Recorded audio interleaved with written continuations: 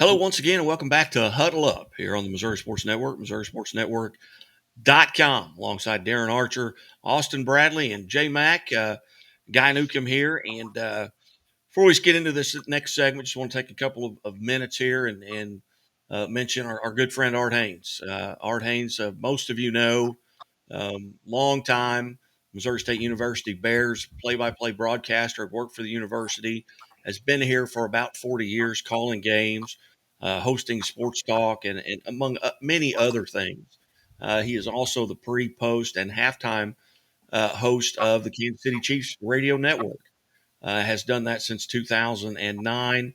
Uh, Art was stricken with, at this time, they believe, and last report on Wednesday was West Nile virus. Art has been paralyzed. Now, today, he was able to move his fingers or I'm sorry, squeeze fingers. He was actually able to raise his shoulders. He was nodding yes and no to questions that were asked. So he's become a little bit more coherent. Baby steps at this time, but he's in for a long haul and really to his family. His wife Lisa, his son and daughter Chris and Kathleen are going through some of the worst times. And he was flown by the Kansas City Chiefs to KU Medical Center on Sunday evening. And since then, since he's arrived there, like I said at last report on Wednesday, things have very gradually started to get better. But thoughts and prayers to my good friend and a great friend of the Ozarks. Art Haynes he's one of one. Everybody thinks he's Art Haynes' best friend. That's just the way he treats you. So thoughts and prayers out to he and his family before. And as we head into the Missouri State Bears, they kind of take it on the nose at home to a very good South Dakota State team, 28-14. But I see very similar struggles with the Bears I do with the Chiefs, and that's the offensive line and being able to protect the quarterback and run the football. Yeah, I don't know if any of you were there or able to watch it, but it was disappointing. But you're taking on the number 3 team in the country, but they've got to rebound, and if they're going to be favored the rest of the way, and as long as they take care of business, I think they're in the playoffs. But I know Johnny Mack, you were listening and have some of the similar concerns as well. Yeah, I do. The Bears there's a hill you got to climb, and once you got to climb that hill, you got to get to the top of it. And so it seems like we're constantly in a climbing motion, and then we want to slip and fall back. And sometimes, I don't think Petrino's one to really hear these excuses. You're playing a number 3 team, and you're the number 5 ranked team. You got at home, so you got to come through with victories on some of these games. I'm really waiting for that statement game, and I think this was it. And since we don't play North Dakota State this season. So even though the Valley's a tough conference, you got to kind of put your foot down and say, here's who we are, here's what we're going to be. Lackluster performance, couldn't get anything going. Shelley was 19 for 29 for 185. They kind of kept them contained. Had a big play to the wide receiver Raylan Sharp. But outside of that, it just wasn't their day. Let's say that. So as they travel to play North Dakota this weekend, it's going to be very interesting to see how they rebound, Darren. But there are some concerns that will run across the offensive line. But there's also a team concern that I have.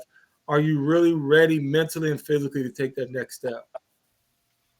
Yeah, I can see those concerns. I think we have to really take a step back, though, and take a look. They've been through the gauntlet uh, with Tennessee Martin, nationally ranked team, played Arkansas at Arkansas, gave them one heck of a game, and then to come back home and play another nationally ranked team in San Diego State, South Dakota State. I got too many state universities running through my head. So they've been through the gauntlet. They've been tested right out of the gate early in the season, and I think, like Guy said, they can, they should be able on paper to win out, provided they stay healthy and they get some of the things that you've mentioned shored up. And I'm sure that Petrino knows how to motivate. He knows how to coach them up. And I would say that I'd like to be in this week's practices, but they've been pretty intense, and especially with that offensive line, just like you said, they've got to get a chip on their shoulder and understand that they're protecting one of the best quarterbacks in the FCS division. They got to do their job. Yeah. Austin, I'm not sure if you want to chime in about the Bears. We pretty much covered it all, but what are your thoughts on the Bears winning out? One slip up could be really catastrophic for our playoff chances. A couple weeks ago, you had SIU beating Northwestern. So, these teams that we thought would typically be pushovers are going to be pretty tough opponents. Yeah, I think it's tough for Missouri State. I mean, they've been beat up on. They've had a lot of tough opponents, and you go into Arkansas and throw the kitchen sink at them, and it's almost enough. They led at the end of the third quarter of that game, so I mean, I feel like you can't tell me, and some coaches are going to say there's no moral victories, but at the same time, not that was a moral victory, but maybe an emotional high. And then you come back home, and again, just kind of similar to Kansas City and even kind of similar to Mizzou, and we're going to talk about them in a minute, I know. They kind of laid an egg. So I think Coach Petrino is going to get in there. Again, practices aren't going to be fun. It's not going to be fun to be an MSU Bear football player for this week. And I don't expect anything like that to happen the remainder of the year. I hear you. Now, I think DA, I don't know if DA said he didn't want to be a Bear or he wanted to be a Bear this week. But, DA, I don't think you want any part of that turf and that practice field this weekend. I think Petrino's going to have them boys putting in some extra work. And I look forward to see what they're going to do in North Dakota this weekend. And you did, Austin, you made a great observation with the laying of eggs. And I don't know if Mizzou really laid an egg or that is who they are. Auburn's not a good football team, gentlemen. They have the name and tradition. And O'Hare Stadium's going to be filled with fanatics. But that game was tough to watch. And so I don't really know where Mizzou goes from here. Luther Burden had 0 yards. 0. And from what I understand, from what I've read, he erased all of his social media accounts of Mizzou. Anything that had Mizzou written about him and with him in it. So what does that say? Is the kid thinking about leaving? 5-star recruit up, and he's already upset after 4 games.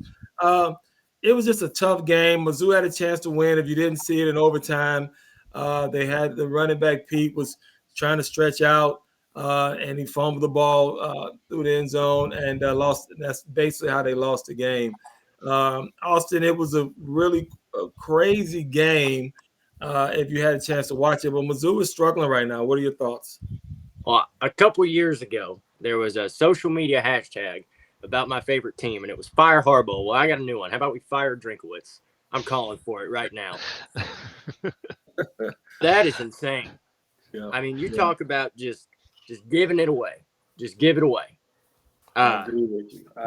wholeheartedly. That's exactly what happened. And I'm going to tell you, you get a 5-star recruit like Luther Burden comes in and you let him get away because you don't give him the football. Goodbye. Good riddance. See you later. Hey, he came back out. He kind of retracted a little bit of that. Came back out and said, everybody calm down. Let's get this horse going. But he's got $322,000 in NIL money that he's getting paid. How's he going to walk away from that? And what's going to happen there? Are they going to come after him on that? Or is that free money? It's gone. Free money. It's free money. It's free money. Yeah. Well, I think he's the 72nd highest paid NIL money in the country right now, $322,000. And that's ridiculous. But I don't know how many other ways you could have lost that game. And for one thing, I don't know, and I hope this score is right.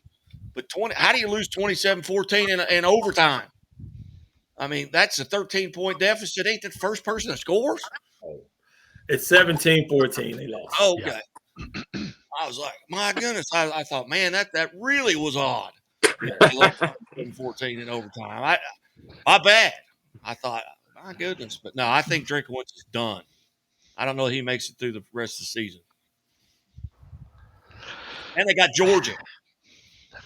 Oh, Lord. This week is Georgia. Yeah. Georgia didn't play well. Let me say this. I'm not going to take anything away from their opponent last week. They held Georgia in check. They played a good game. But Georgia's going to be coming on the road. They're going to be looking to prove they're the number one team.